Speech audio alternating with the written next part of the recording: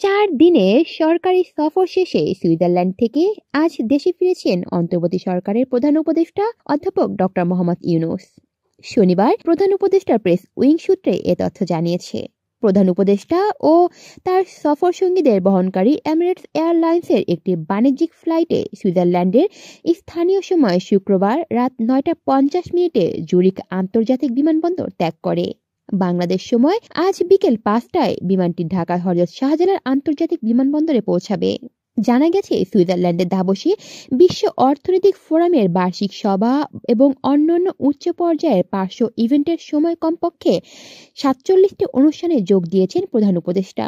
এ সময় তিনি বিভিন্ন দেশের রাষ্ট্রপ্রধান ও বিশিষ্ট ব্যক্তিদের সঙ্গে বৈঠক করেন।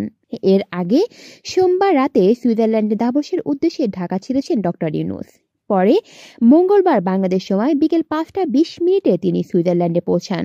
এ সময় সুইজারল্যান্ডে বাংলাদেশের স্থানীয় প্রতিনিধি তারেক মোহাম্মদ আরিফুল ইসলাম তাকে স্বাগত জানান। এরপর থেকেই ভীষণ ব্যস্ত সময় পার করেন প্রধান উপদেষ্টা। অংশ নেন প্রায় অর্ধশত অনুষ্ঠানে। কলি শিকদার, বাংলা নিউজ নেটওয়ার্ক।